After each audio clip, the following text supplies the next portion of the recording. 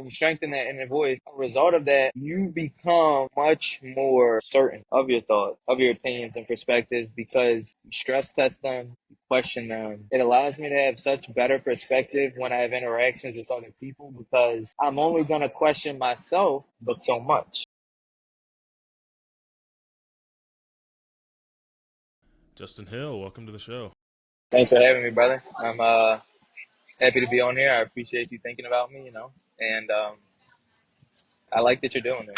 It's funny. I was thinking about this the other night, and you're a good soundboard. So this is like I feel like I'm on Larry King Live almost. Yeah, I appreciate the compliment, and I think it's something I enjoy doing. But as you know, I mean, we go back quite a while. I just like having good conversations. So you knew you were going to come on here eventually. Exactly. Just to start off, as I alluded to, like we've known each other for a while, and as somebody who has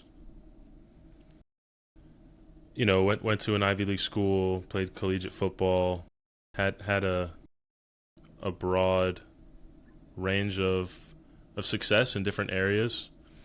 How has your relationship and your definition of success evolved over the past couple of years and through those experiences? And, I alluded to this kind of as we set up for this.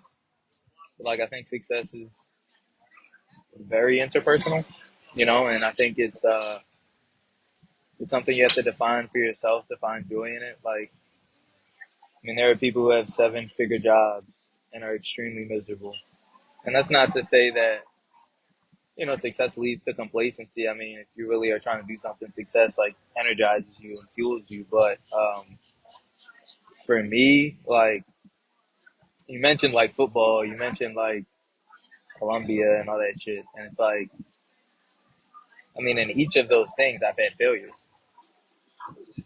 So, for me, it's like, what was I able to take away from it that was valuable, and how was I able to leverage it to be a better version of myself? But I think that's as far as it goes for me. And you just keep doing that and you keep evolving and it keeps moving as you evolve.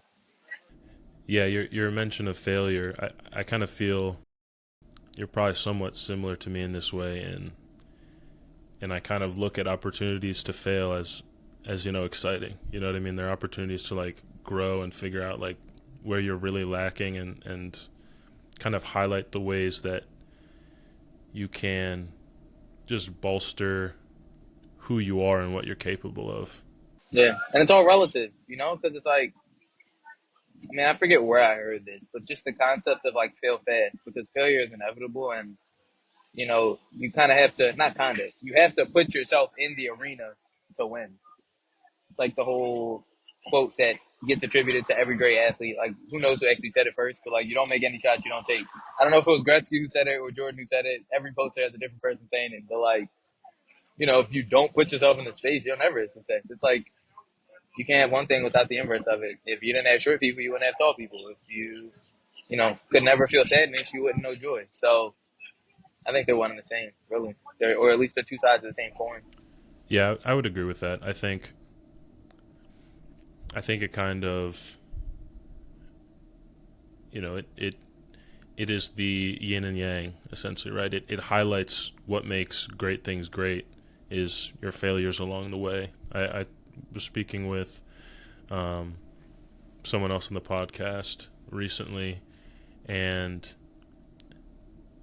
they had a similar standpoint in where if you didn't have your failures, then would you really be able to appreciate your successes?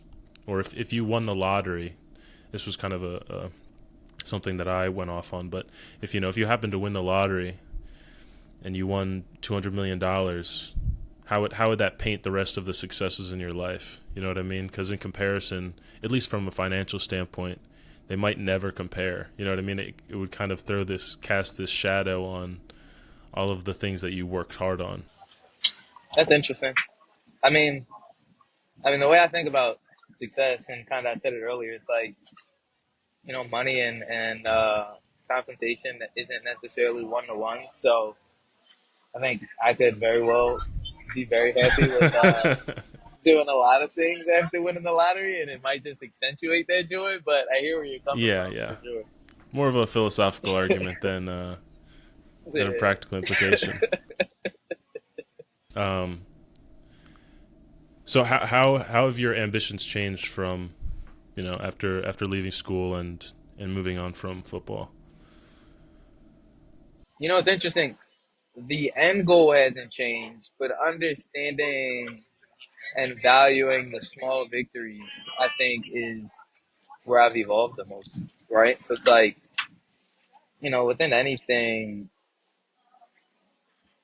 that you set a long view on, whether it be a month, a year, 10 years, like there are small successes and victories and failures on your way to that. So it's like for me, I really take joy in those small victories because I know how much goes into them. And I think part of that comes from, and you hear this in like movies and shit all the time, but like part of it comes from like enjoying the journey, Like I think a lot of times, and especially when we're younger, we get caught up with the end result. But for me, I can have peace of mind just enjoying eating the small successes and stacking them up, and just knowing that what the end goal is will ultimately happen if I'm planning and if I'm hitting those small little targets along the way. And shit, I haven't hit one of those yet. Like one of those big goals. Like I talked to you about the failures of like college football and Columbia, and like those have all like if I'm talking about what the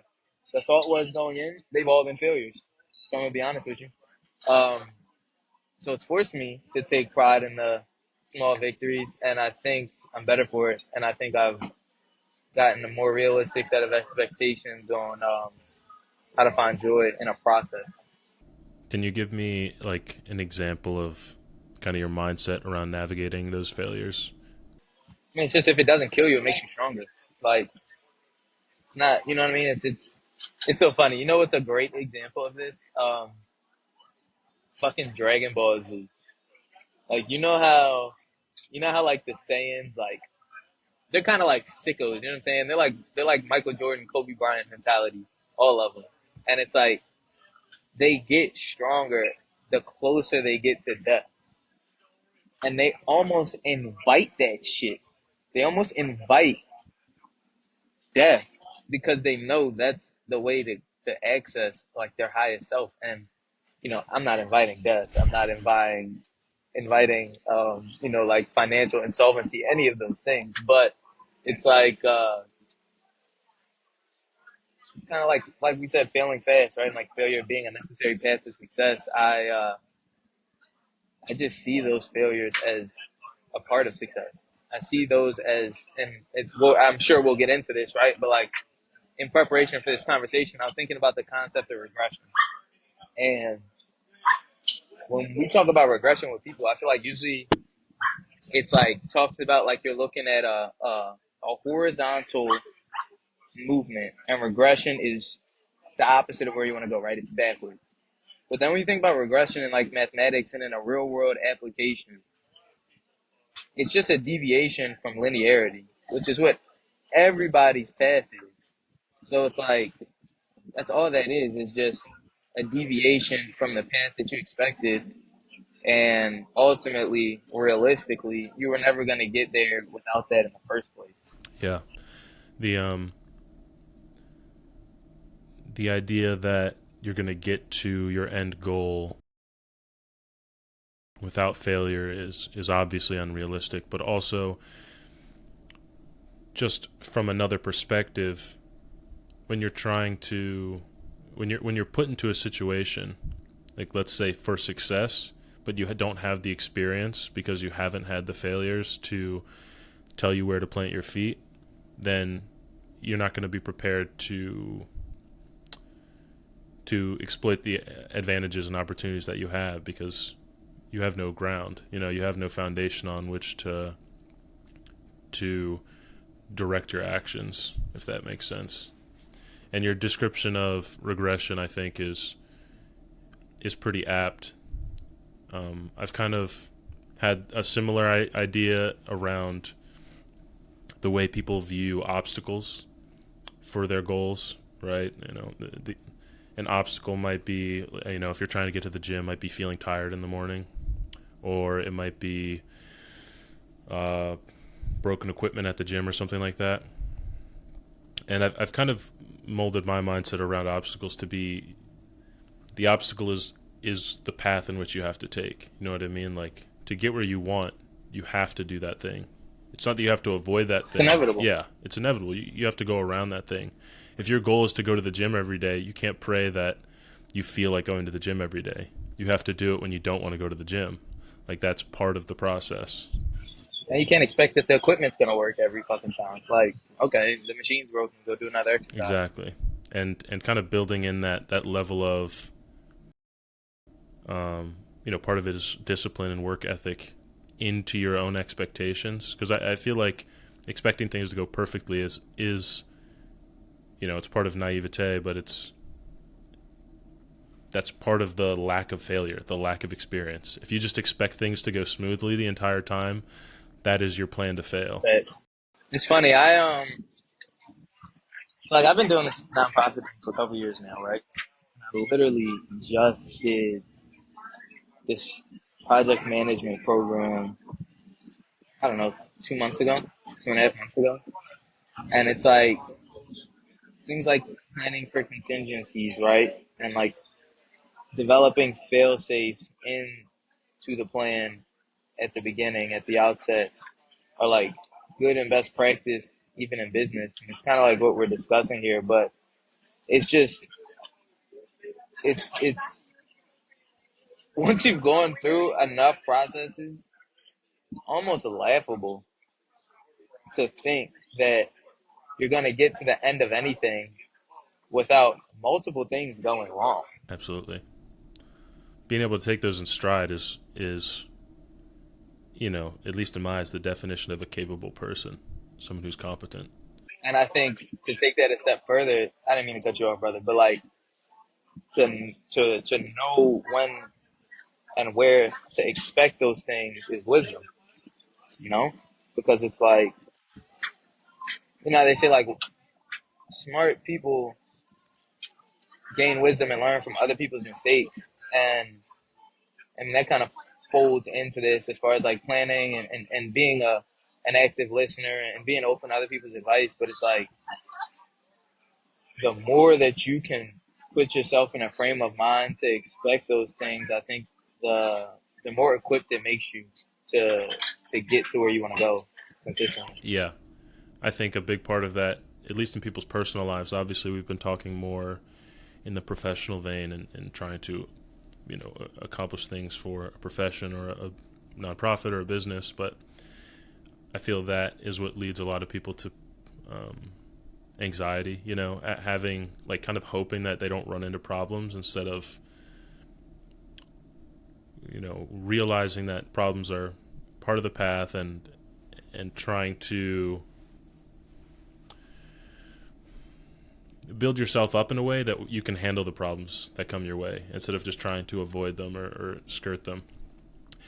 And from the way that you talk about this kind of pre-planning makes me curious about if you have some kind of like mindfulness or meditation practices that you use to I guess bolster your forethought and your self-control in that way. It's interesting. I don't have a consistent meditation practice. Like when shit, my car's not broke. I go to yoga, and I think that's probably the most consistent form of meditation that I have in my life right now. But there was a period of time, basically from like the spring of 2019 to like the end of 2022, which, as you know, is a crazy like 3-4 year period where I was basically meditating every day and journaling my thoughts at least like 3 times a week.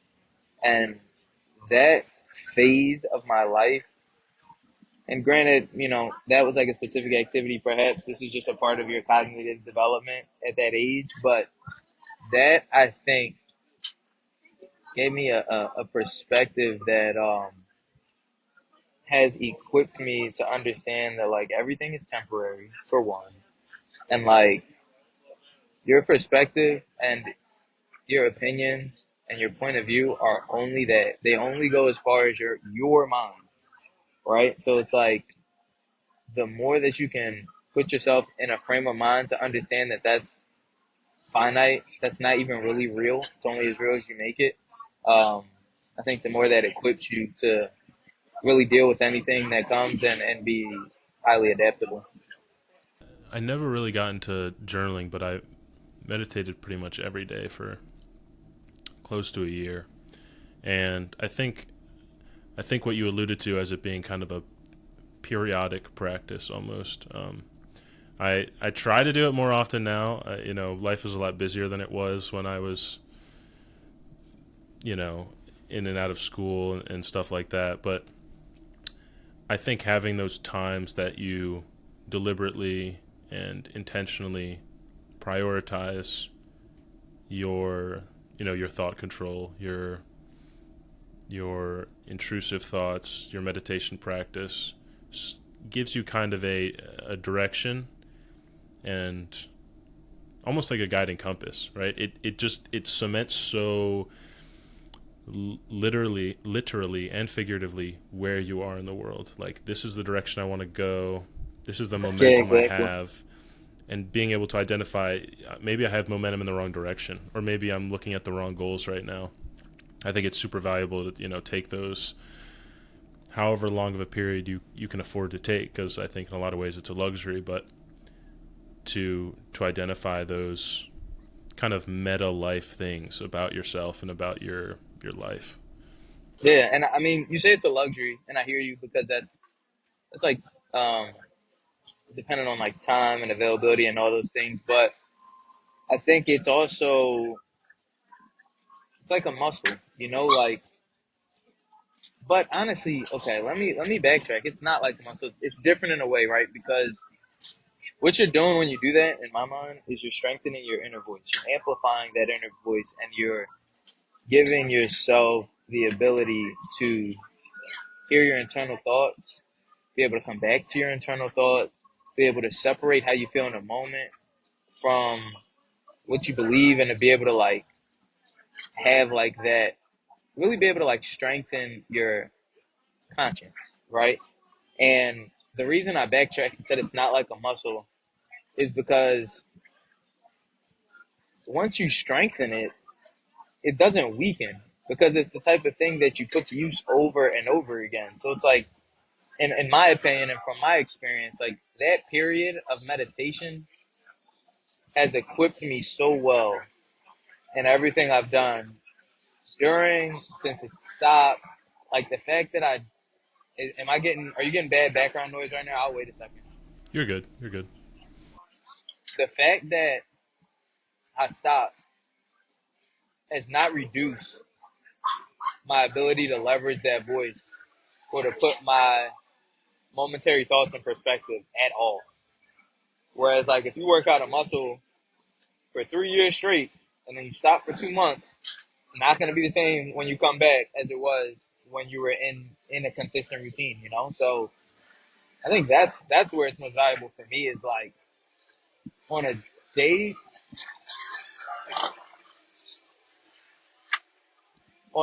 to day basis, I see the results of that time that I took to do those things, and it pays off over and over and over again.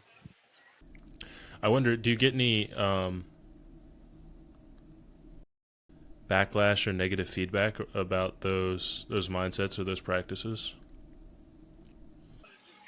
Yeah, of course, of course. But so another result of that, right, is when you strengthen that inner voice. And again, this is all my opinion, my experience. We're young as shit, so like, what do we really know? But we're intelligent, thoughtful people, so we're figuring it out. But a result of that, right, strengthening that inner voice is you become much more certain of your thoughts, of your opinions and perspectives because you stress test them. you question them, and as a result of that, it allows me to have such better perspective when I have interactions with other people because I'm only going to question myself, but so much. So I don't get into that spiral of questioning myself, questioning my behavior, trying to change my behavior. Like I have a strong foundation and understanding of what my values are and who I am and why my values are the way they are and why I make the decisions I do. So it allows me to have, I think, a very grounded perspective on the world around me as much as myself. Yeah, I'm sure you're familiar with the idea of self confidence, and I just want to, I guess, highlight these two things because I think they're super relevant to what you're talking about. So, self confidence is your perspective on, I guess, how important you are, how deserving you are of certain things, and this other side of it, which I think is equally, if not more important, is called self efficacy, which is your your I guess you could say confidence in your own expertise, your own ability, your own assuredness that you are doing things correctly. And I think that especially self-efficacy is super important. And an example in how they're different, right? You might be 100% sure you're right about a question in class, but not raise your hand because you're not confident. That's kind of like where those two things, stop overlapping. But your description of being self-assured because you've taken the time to break down your thoughts, break down the inconsistencies that you may have held in your head at the same time, and kind of addressed your own hypocrisy and your own faults, and then built yourself up in a way that's more with a stronger foundation. I think that's one of the most important steps that anyone who wants to accomplish anything significant has to do, especially if you want to be in the realm of self-employed or pursuing personal ventures, because having that assuredness that even though your opinion might be different than other people's or your judgment might be different than other people's, to take that leap of faith and be like no, I recognize that, and I'm conscious that I disagree with everyone else in this scenario, but I know what I'm talking about, and I know that I'm right regardless of the fact that I'm in the minority, and I'm going to pursue that. Because if you never get to that point, you're never going to get the niche where you're the one doing it and no one else is.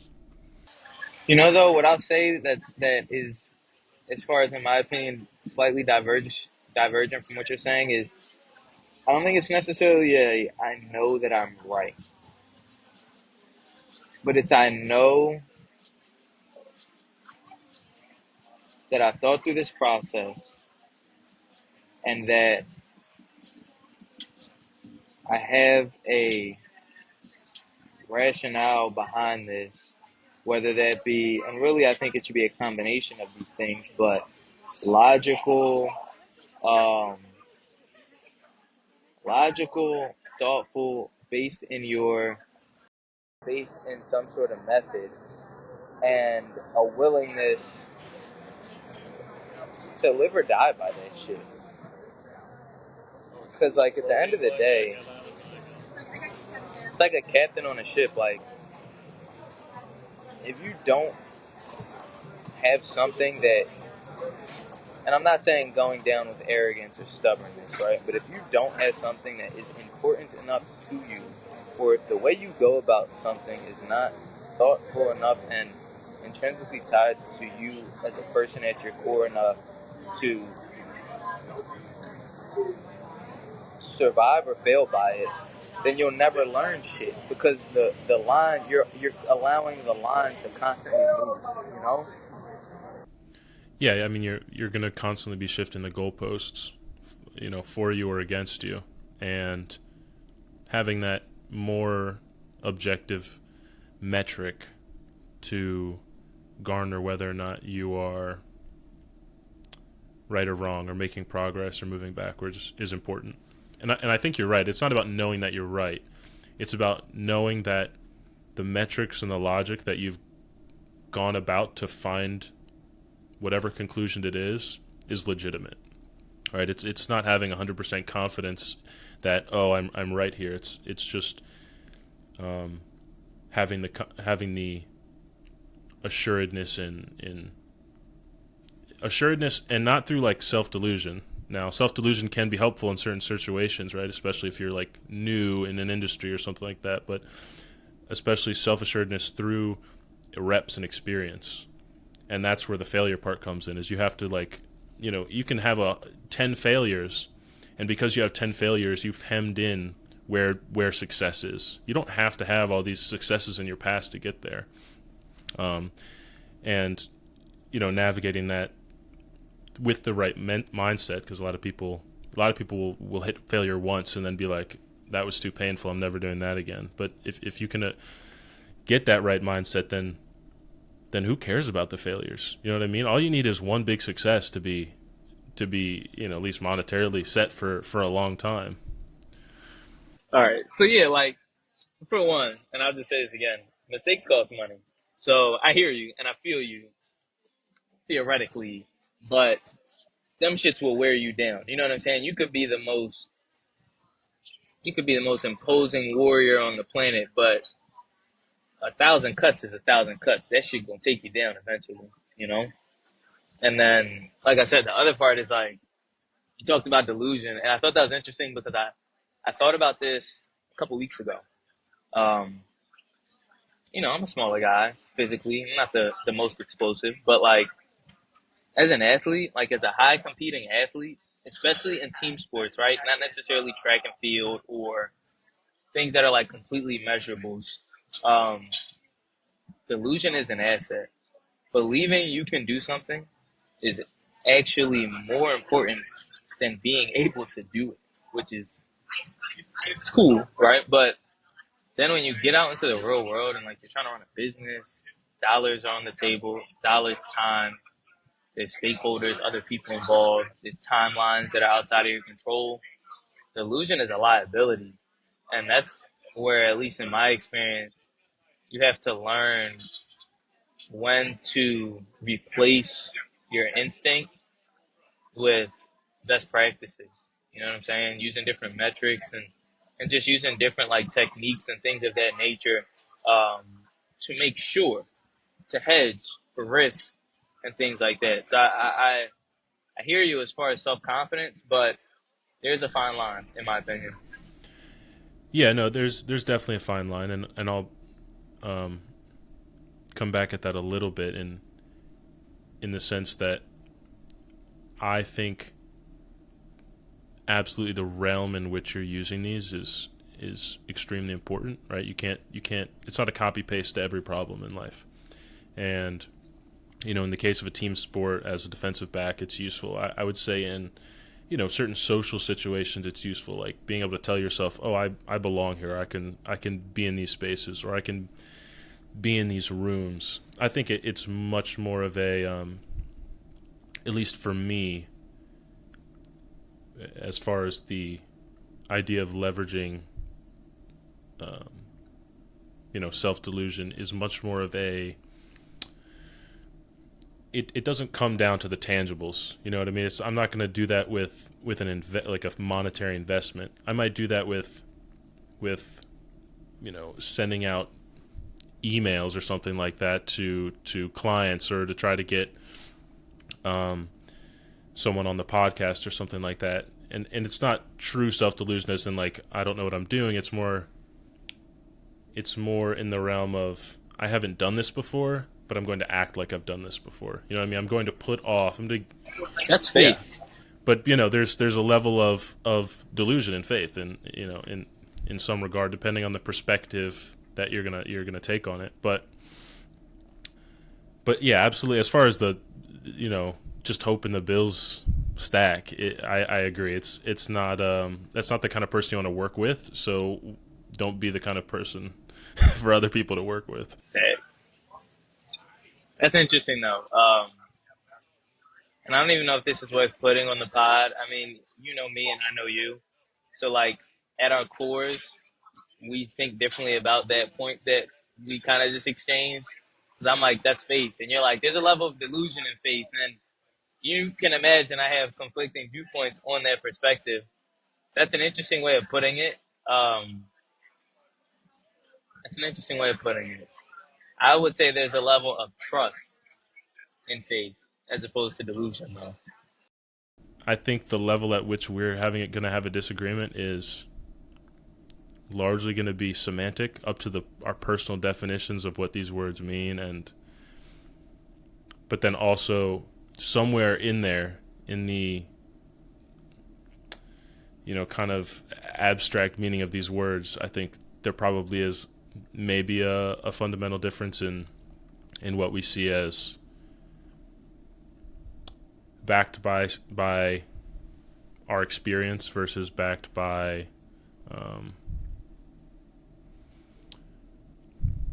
trust, I guess. I don't know. I mean, because when I think of trust, I think of like there's a reason that I trust myself to do this. It's, you know what I mean? It's like the principle of karma, right? And, it's not a one for one thing, but I'm strongly of the opinion. You can put this shit on there. I'm strongly of the opinion that you receive what you put out into the world. You put goodwill out into the world, it comes back to you. You bring joy to people's life, it comes back to you. You bring negativity to people or ill will, it comes back to you. And that's for me where faith comes from. That's where the trust in faith comes from for me. I mean, I agree with that. I think for me, I actually spoke with Seamus about this previously on the podcast in a different context. But for me, I guess that perspective on, karma or getting back what you put in is, and I mean, I don't know exactly what your perspective on it is, but to me, it's a very logical, like action, causation, reaction, in the sense that if you're putting positive, we'll just call positive energy into your peripheral people, the people who are around you on a daily basis, that is going to be reciprocated whether on purpose or not, because there's more of that in your environment.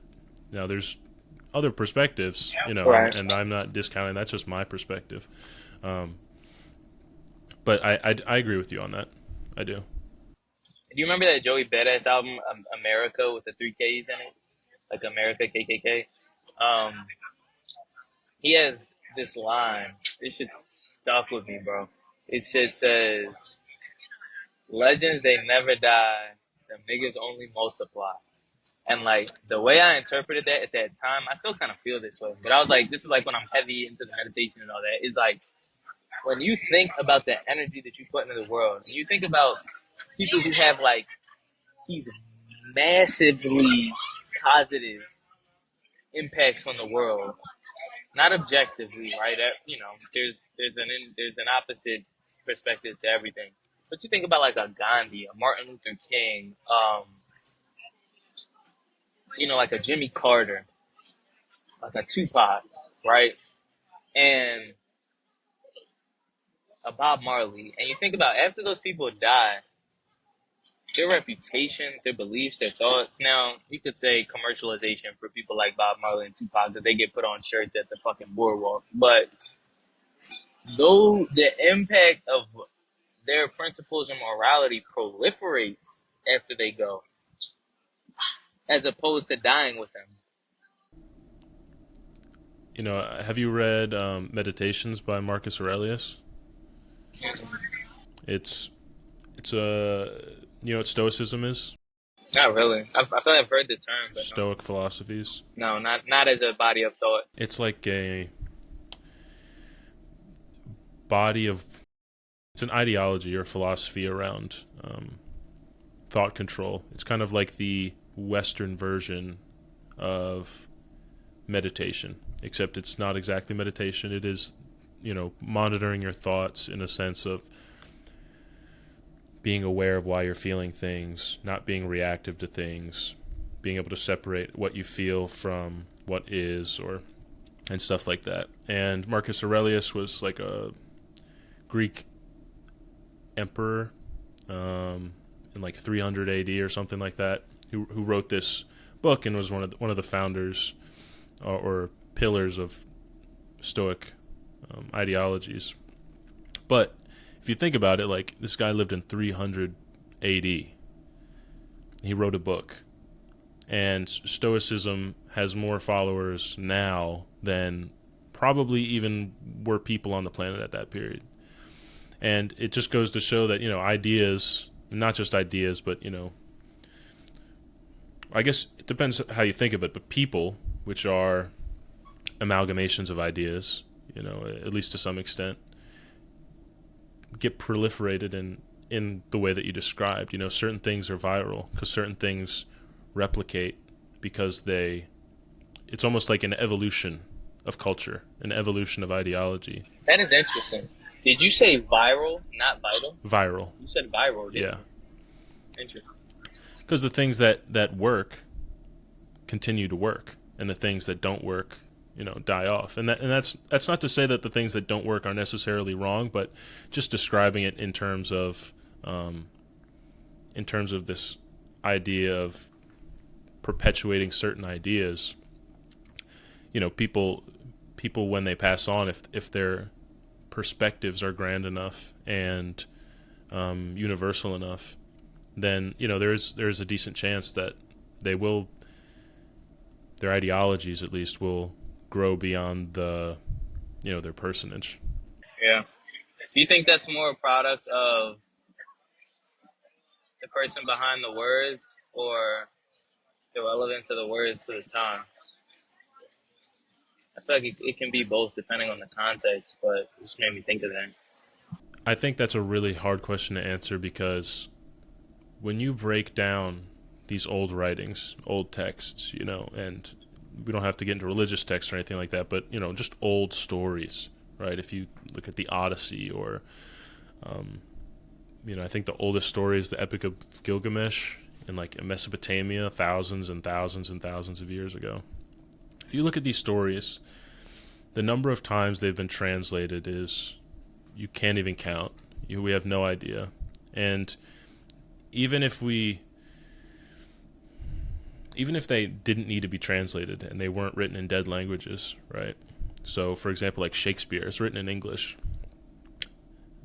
It's old English because it's from a couple hundred years ago, but you still can't even understand what these people are really saying, Right. because the connotations of the words have evolved so much. So the true thought of that's in Shakespeare's head when he writes "to be or not to be," you'll never truly be able to capture that in the same way that a contemporary of his time would be able to. And even if you won't know. You won't know that you've hit the bullseye. You'll just be another person interpreting it another way. So I think it's a bit of both. I think it takes a person who's influential enough in their time, and I also think it takes words or ideas that are almost vague enough, kind of like, pop music, almost vague enough to be interpreted in a variety of ways to where it can be meaningful in enough ways to enough people. Yeah, that's fact. Because you think about it, we all have had an experience where you're walking down the street and a homeless dude says some shit, and you're like, yo, he is spitting fucking facts right now. Like, god damn, he's crazy, but he's spitting right now. Yeah. But, he doesn't have... Well, he probably does have a phone. I think all homeless people have phones now. But he probably doesn't have... he doesn't have the influence to, to carry that stuff on. That's a hell of a question. What percentage of homeless people have phones? I mean, last time I was in California, I think all of them had phones, but California homeless is probably different. That sounds like in California. Yeah. Yeah. It's probably a little different than Baltimore homeless or Philly or whatever. Yeah, I would imagine the phoned homeless percentage in Baltimore is at most half of California. Like Baltimore and Philly specifically, at most half. I wanna refocus onto this idea of personal ventures that we touched on earlier, and kind of an idea that I've been playing with, especially in the last 6 months ish, as I'm going through my transition to get out of the army into into a normal civilian life, I guess. And I think especially during transition periods, it's a good opportunity to take time and reflect on your bearing, kind of what we talked about earlier, like where you want to go, what momentum do you have, what kind of person are you right now. And I've kind of been looking at work, especially work that's done for someone else, right? When you're employed for the sake of employment, not for the sake of the joy of the profession or something like that, as kind of just practice for your own future personal ventures. And when I say that, I kind of just having this shift in mindset from checking the box as not being good enough and not using excuses for failure. Because at the end of the day, when you move on to your personal ventures, right, and I think we're both of the mindset that we want to have things that are within our control that bring us satisfaction and livelihood and gainful employment. When you're able to shift from that mindset of, I don't want to just accomplish this task because my employer says so, I don't want to just check the box, but I want to get the end result that is most beneficial. I think that's a necessary step for starting that journey to simplified personal or self-employment. And if you kind of jump into self-employment before making that mindset, you're going to be just checking the box for yourself, and I don't think that's going to be good enough. I 100% agree, bro. I mean, for me personally, like, I gain, man, I think about this all the fucking time, bro. Where we come from is like a fucking mediocrity factory. I hate to put it that way. I do. But it's the truth. Like, even if you look at our peers, the ones who find success are either the ones who were different the whole time or the ones who were intelligent and changed after. But when you think back on the environment we come from, everyone was not everyone. The environment and the culture that we grew up in was just doing enough to get by. And the luck that I had that got me into that school, that gave me the opportunity to compete in sports and in academics at a level that until I like took a shot into the dark to see if I could get the opportunity for it, I hadn't thought about it, hadn't been a goal, completely changed my frame of mind, bro. Like, it went from, because like, I mean, me and you and Seamus, Jack, we're all kind of same in this way. Like, we all could get through Springfield putting out half effort the whole time, bro. Like, and when I got to school, one, that wasn't enough, and two, that wasn't rewarding because you're around the best of the best. So you want to be the best of the best. And that changed for me in college and started with football, but then I went to school. And it's a shame, frustrates me very much. I'm kind of over it now, but like, as far as in my academic kind of arc, I began to really take pride in how I went about school after I stopped playing football, which was like junior and senior year. And my whole senior year did not count toward my GPA. Because the first semester I was abroad and the second semester was COVID.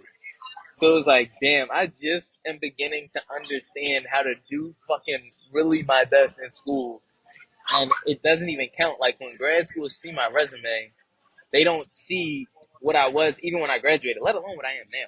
But when I graduated, you know what I'm saying? So, like, I say that as a response to your question because you're absolutely right.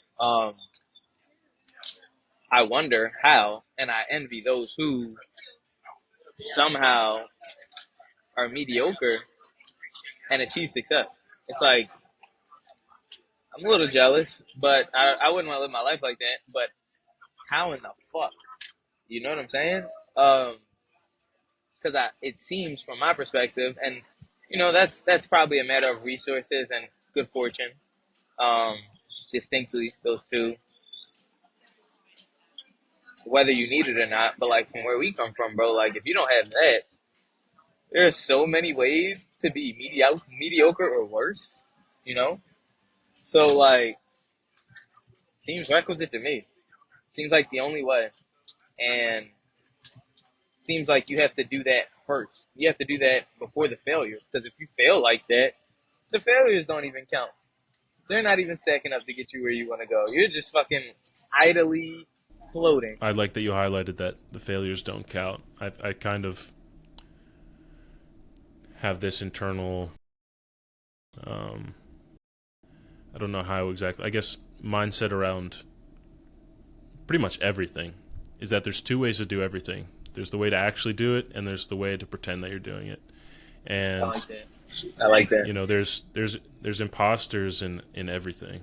And I've mentioned this before in the context of perfectionism. Like there are true perfectionists, and then there are procrastinators who say they're perfectionists. And there's people who say they'll go out and fail, but they deep down they know they didn't put in their all, so the failures don't really mean anything to them. So they're not really putting themselves out there. And I think this goes with anything, and it's one of those things that comes with meditation, or at the very least self-reflection, is that self-awareness to know when you're cheating yourself. And I remember hearing that in like high school and college. They're like, "Oh, don't cheat yourself," It's like, and Whew, you got to man. be in the If right Miss McCaslin heard this fucking conversation. you got to be in the right mindset to hear that advice, of course. But like, it's very true. Like, if even if everyone else thinks you did it perfect, but you cheated yourself or you didn't put in everything, Literally, the dude. Oh my success or goodness. failure of the outcome won't matter to you. It just won't have the true significance of impact on you, because it wasn't really you. It was just it was half-assed in some way. I love what you said when you said there are imposters in everything. Because, and you'll see, because like you said, you're gonna do your own thing too. Um, Man, like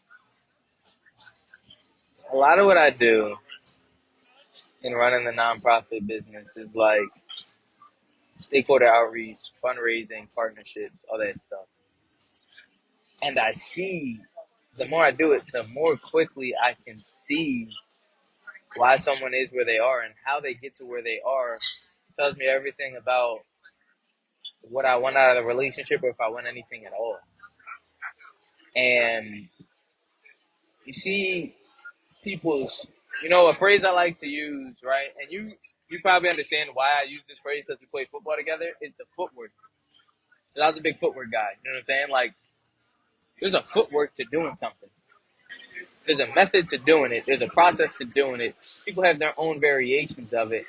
But when you see somebody and they willfully maintain blind spots, or they go about things in a way where they take shortcuts consistently, they take the same shortcuts, or they box things falsely but knowingly, consistently, you know that there is only so far that will go.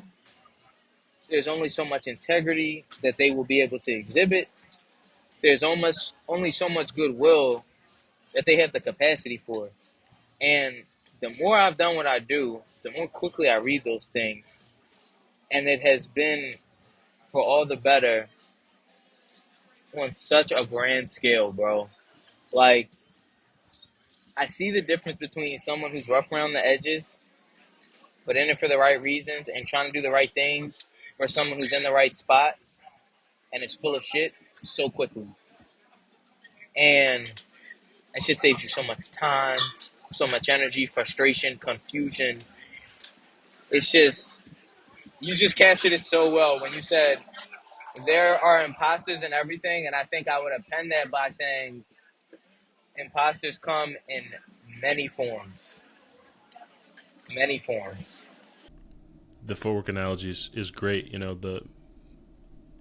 you can tell just from the way someone moves, the way they maneuver.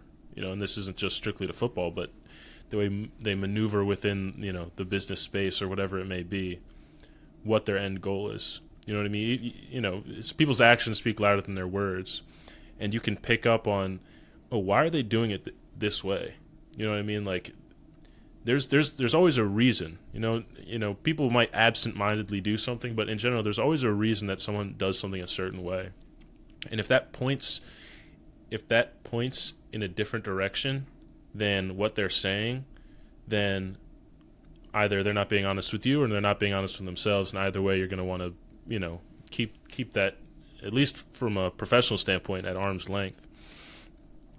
And the damn, I forgot what I was going to say. Let me also say, The thing is, though, I feel like you have such a better grasp on the world around you and how to strike where you want to strike. Because I just know how you felt about college when you were there. And it's like, I feel like you've equipped yourself with some skills, and then the world has changed, but you've also gotten just like a more composite view of the world. So it's like you're about to come out and like, no time wasted. You know what I'm saying? Just the simple fact of being direct and intentional is such a huge advantage. Like, yeah. because most people are just out there wandering around, like Dude, they're just showing up to work, like doing arbitrary tasks that people ask them to do. But if you have consistent, direct effort on a single thing, like, you know, you can chop down a tree. You know what I mean? You can split a boulder in two. Like, if you keep at it you can build a fucking city, bro. You can build a fucking city. and you seeing how difficult it is to mesh with incompetence and just stupidity, it just sets you on a different level. You know what I mean? It's so clear to people who are success oriented or end goal oriented that it's so clear to those people who else is like that versus people who just are making a fuss or just not doing their job or just doing whatever the fuck other people do, which I don't know what it is. Like, it's the delineation is so obvious that, Yeah. you know, once you have experience and your name is around, like, I think that's just so valuable. You know what I mean? That reputation for being someone who like I don't care what the title or the responsibilities in my job application were. Like, we're going to kill this final result. Like, Exactly. this is the goal, and I'm not gonna settle for, oh well, you know, I'm not technically the video editor, or I'm not technically the person who's supposed to write screenplays, or I don't know. I'm sticking with videography, but just, you know, whatever It's a it good is, metaphor. like, Yeah. But like in a corporate environment though, it's there are there are other layers to it, right? Because me and you, we can think about the context of being on a team, and it's like I'm gonna pick up for the guy next to me. Cool. But when you're in these spaces where you get paid for a service, whether it's a service provider or to do a job, the concept of scope creep. So scope creep is like a business to business thing, right? Are you familiar with the concept, or should I just say it, or just for the sake of the pod, just say it? yeah, you can just describe it. So like scope creep, for example, is like we have agreed upon terms, we have a statement of work, memorandum of understanding, whatever contract you have, and we have a price, we have a timeline. But when we get to these intervals, especially as we get closer to the end, you start asking me for more. And that's external, that's business to business. But within these companies, especially small companies, there's role creep. And what they'll do is they'll take advantage of a person like me by tasking me with doing more than they are willing or able to pay for. And you kind of have to hedge against that. And it's a difficult balance because you then are put in a position to make the decision. Do I let the product falter? Do I let my reputation falter? What are my principles when I go about doing work generally? And it just makes it so much more complicated than it needs to be, you know? So it's there's just another layer of conflict when there's that exchange, that Yeah. monetary exchange.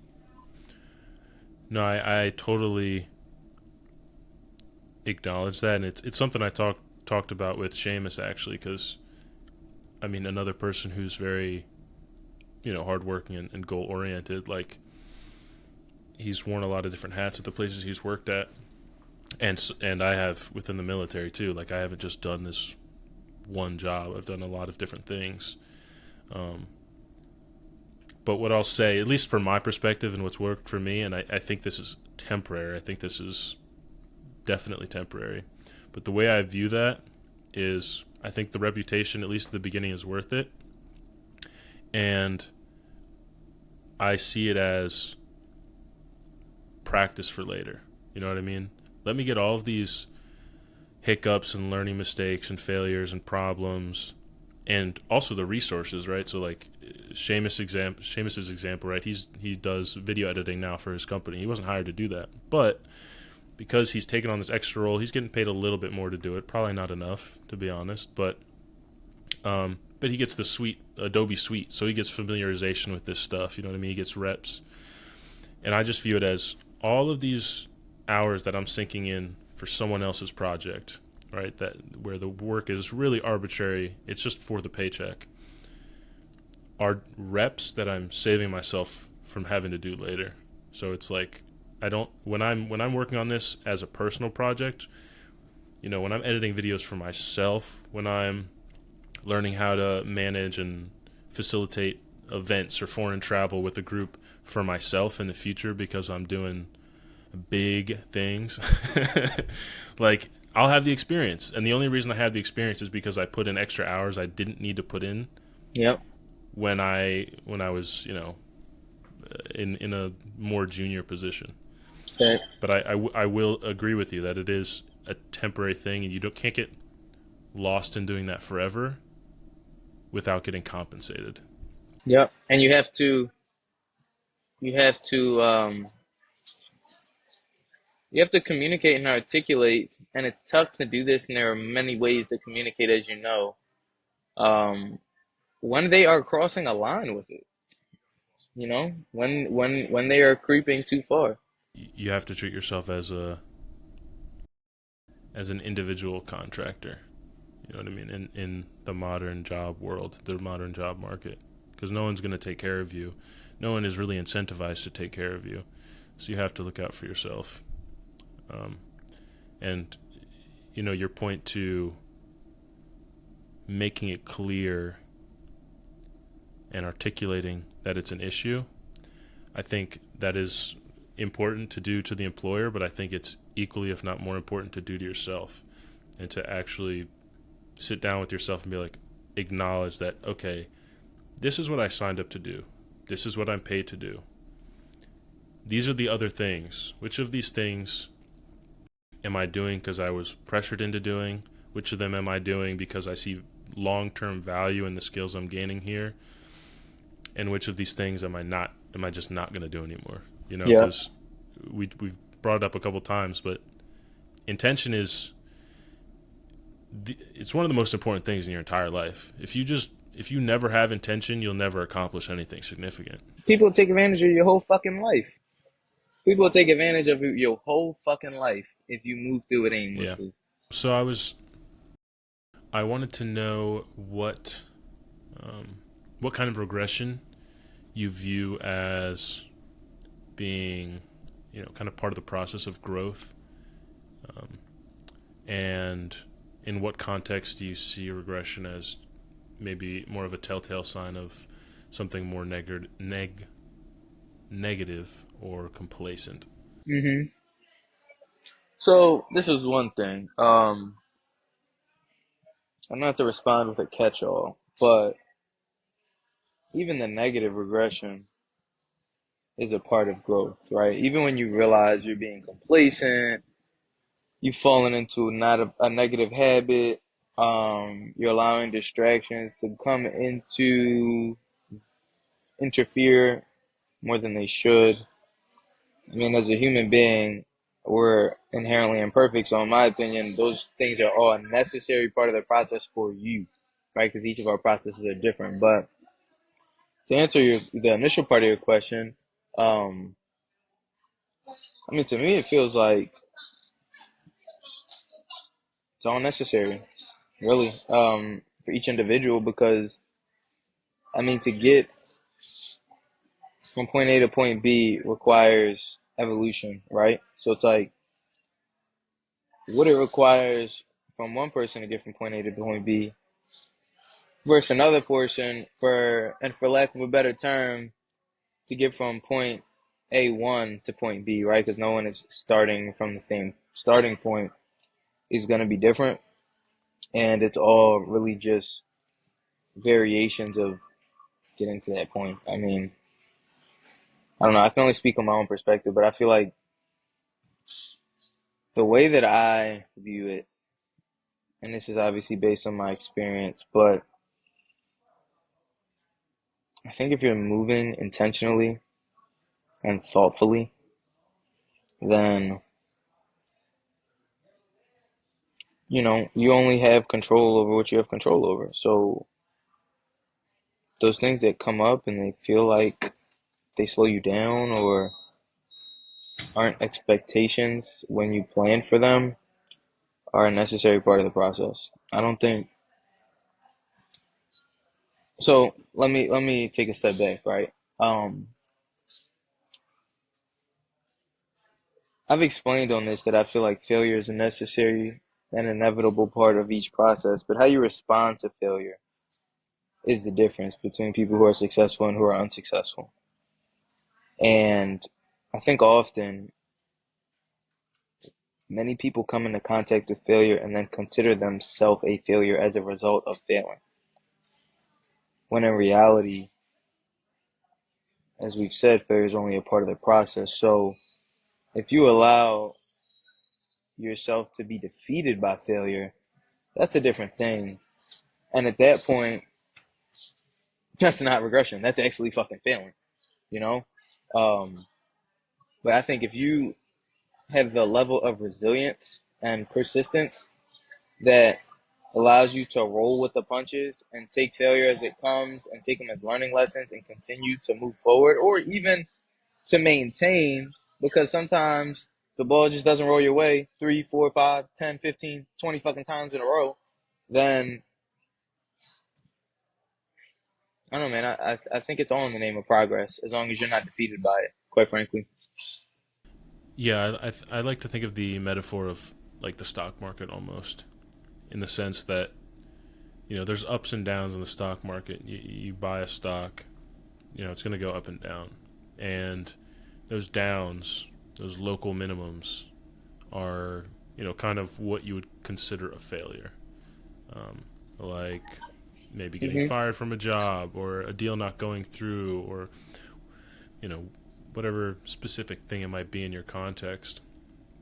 But the thing that is the true failure is pulling out of the market, right? Is quitting. Exactly. Because in the same way in the stock market, you don't actually lose any money until you quit, until you pull out, right? The stock can go up and down all day. It can hit $1 and it used to be at 100, but you haven't lost any money until you pull it out. Because after it hits $1, it can go shoot up to 200. Um, so it's all about what's the Rocky quote? It's not about how hard you can get punched. It's about how hard you can get punched and get back up, right? Yeah, yeah. It's not about how hard you can hit, but how hard you can get kicked and keep moving forward. Yeah, Yeah. yeah, But the thing is, I appreciate your stock market metaphor because I love a good metaphor. But at the same time, like, you can hedge in the stock market, you can set thresholds where you automatically get out at a certain level. Whereas what we're talking about, when it's like a long-term process to create something, there is no out. right? So like in the stock market, you plan and you create contingencies to not go below a certain point, and you have like a composite strategy that involves multiple stocks, not just ones you're in, but ones you're not in. As opposed to what we're talking about, you can only get out of something but so far before you have given up on it, you know? So I hear you, but I do think it's a distinction and the mindset in investing versus creating is very different. Mm-hmm. Yeah, no, it definitely is. The analogy only holds so much water. I also like to think of the kind of regression you were pointing at first, which is the kind that's temporary. Everything's temporary, right? Um, and for example, if you go back to an old job or you go back to an old friend or an old ex or whatever it may be, it doesn't have to be professional regression. I think that mindsets are one of the most important things you can have, and intentionality is a part of that. But the mindset of being able to look at when you go backwards and use it almost as like a litmus test for how much you've changed or how much you've grown, right? So when you go back to that Yes, old I relationship love that. and be like, "Oh, I don't fit here anymore. Like this doesn't work for me because of how much progress I've made personally." Um, and I've noticed this with myself in different areas of life, but it's just because I think what's really common when you regress is you can kind of just beat yourself up about it. Like, I can't believe I went back to this. I can't believe I went back to this job or this person or whatever. Um, and there's a healthy amount of holding yourself accountable, but also being able to have the positive mindset of being like, look, I went back to this, and it's more obvious than it's ever been in my life that this isn't for me and that I need to move forward. And Hmm. that's kind of the mindset I've had around those kind of instances of maybe taking a step or two backwards. Yeah, and I feel that, and it's interesting though,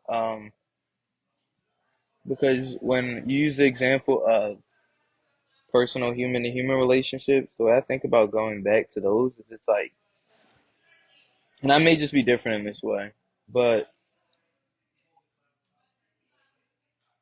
if you go into it with a new perspective, that's not regression. If you go into it with a better understanding of how you equip yourself to deal with it and to approach it in a way that makes it what you want it to be, and to nurture it rather than to just exist in it, I think that in a lot of contexts is the most impactful way you can evolve and grow, because you were able to take a step back from something that wasn't for you and you were able to still find value in it, and then you were able to reapproach something for the ways that it is important and valuable to you, and still approach it in a way that is healthy for you.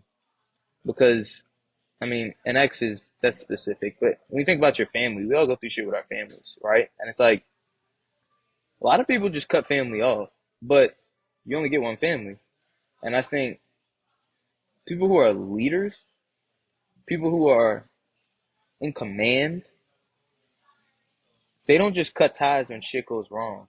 It's kind of where we started this conversation at, like that ability to self-evaluate and to have that efficacy and to grow within that space allows you to really, and when it comes to family, for me, I'm the youngest, right, of like four guys, and my parents are like 40 years older than me. But it's like it allows you to go from being a follower to a leader because you've been able to equip yourself with the perspective to give the people around you what they need, while also being able to maintain things that are important to you, and do it in a way that keeps you grounded, you know?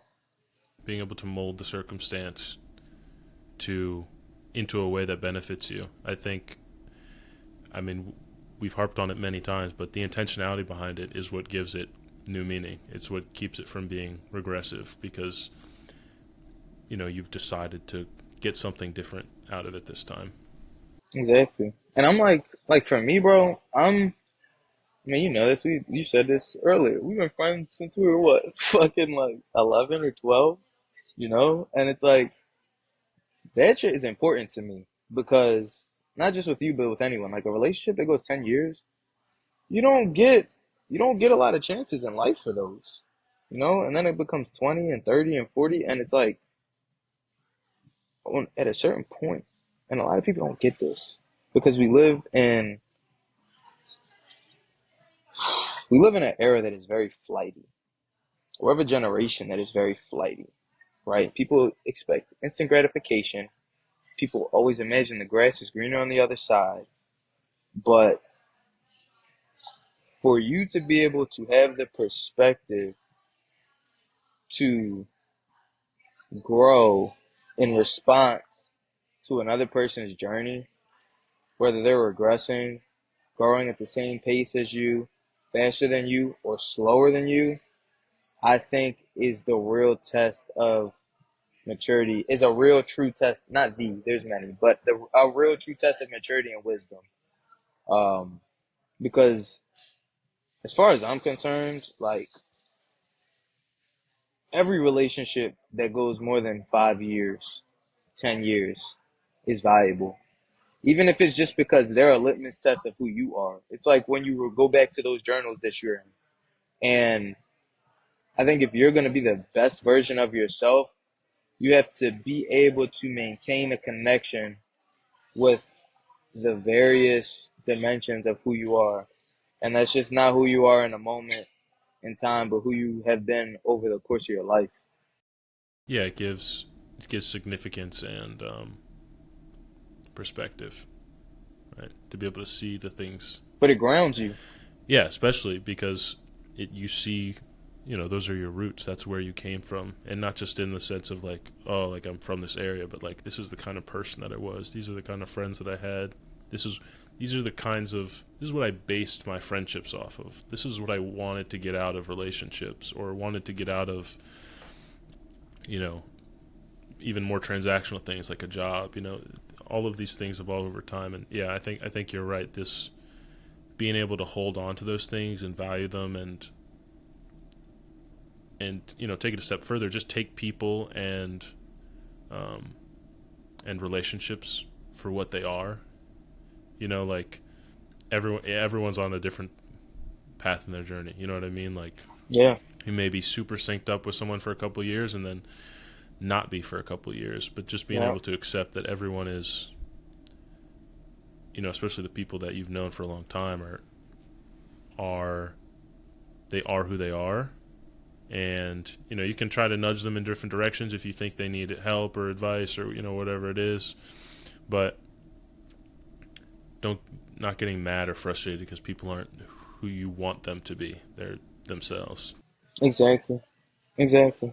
And it's like, and for me, even it's not being mad that they're not who you want them to be, but not being mad about the trajectory of another person's journey because that's not for you to have judgment on, you know? And it's just it's if you are the person, especially in a context where you have the inclination to have judgment on someone, if you're the person you're purporting yourself to be, then you should be able to have enough of a nurturing element to show grace and patience and humility in the face of that, you know?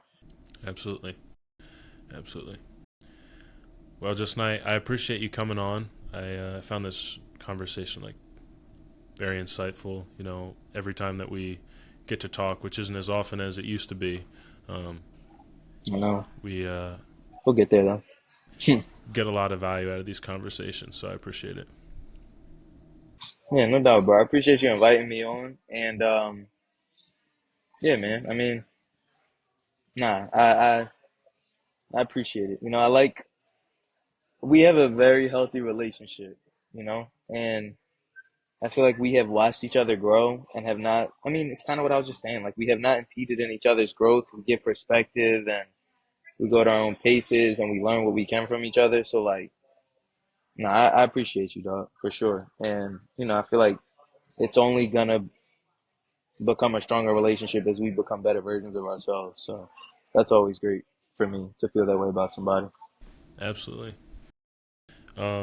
If people want to find things that you're working on, projects, social media, where can they find you? For sure. If you want to keep up with the work we're doing in West Philadelphia and Philadelphia and the greater Philadelphia region, for youth, you know, helping them develop holistically, professionally, scholastically, as well as youth in Baltimore and soon to be, you know, up and down the East Coast and hopefully around the country. Visit the work we're doing at thewhyproject.org, thewhyproject.org. And yeah, the same name. If you want to find us on Instagram or Twitter and or Facebook, you might have to throw an underscore in there. The logo is a light bulb with the word Y in it as the carbon as the filament. And yeah, man, it's been a pleasure. It's been a pleasure. Honestly, appreciate you. Awesome. Thank you for coming on, and I'll definitely have you. I'll definitely have you on again. One day it'll be a million plus views, a million plus everything. Yeah. And I'll be able to say whatever the fuck I want, Yeah. bro. They can't Exactly. touch me. Fuck it. For sure. Appreciate it. Thank you so much for listening. Remember to subscribe, like, and follow to keep up to date with new content as it comes out. I appreciate your support and encourage you to exchange your thoughts in the comments below. I hope to see you next time, and as always, keep an open mind.